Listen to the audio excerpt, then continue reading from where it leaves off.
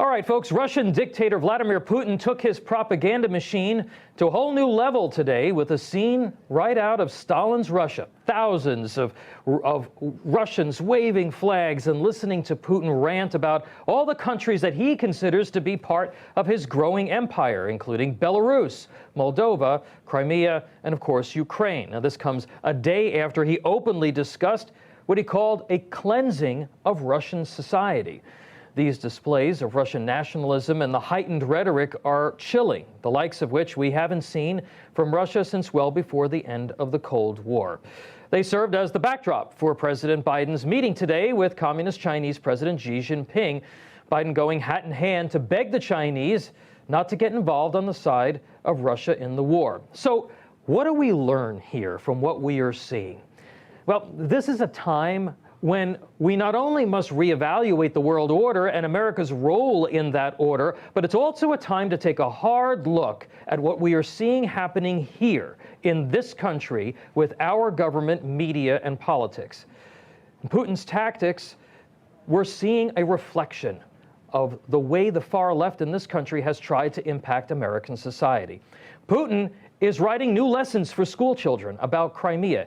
He's tightly managing what Russians hear and see on television and online. He's rewriting history to suit his agenda. He may even be manipulating faith leaders to parrot his line. Truth is what Vladimir Putin says it is. Sound familiar?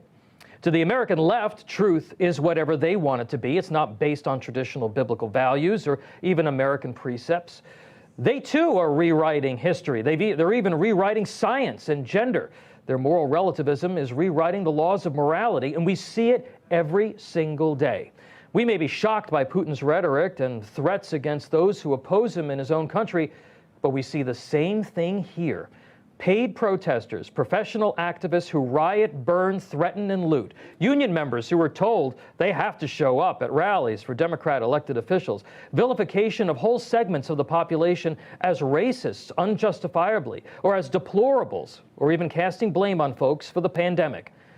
Perhaps now as a nation, we'll start waking up to how the far left's war on privacy is also just inches from the kind of social credit system of the Communist Chinese, where algorithms and cameras and computer programs not only monitor our every move, but censor our speech, rank our points of view, and divide the nation into those who exhibit their definition of acceptable behavior and those whose ideas and behavior need to be suppressed for the greater good by some faceless, powerful entity that has appointed itself judge and jury.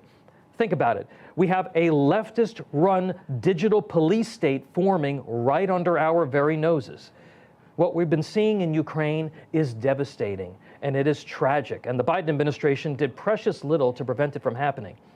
But just as the COVID-19 pandemic laid bare the dangers of government control over our lives, laid bare the abuses of power with deadly consequences, so too should this war, this tragedy, demonstrate to us the danger of the far left in control of our government, our media, our schools, and our corporations. It's time to wake up, not only to the existence of this new world order that is unfolding before our eyes, but also the dangers that lurk in our own country, philosophies that run counter to America's formula for greatness, and the values that are enshrined in our founding documents. In this way, Ukraine's fight is our fight because it is an extreme manifestation of many of the same threats that we face at the hands of the far left here. Censorship, monitoring, data collection, information management, and the erosion of our national sovereignty, identity, and the power of the individual. I'm just saying, folks, think about it as we head into the weekend. It's worth taking some time to look at what our enemies do, how our enemies treat their people in this moment, to help ensure that in no way that happens to our people here.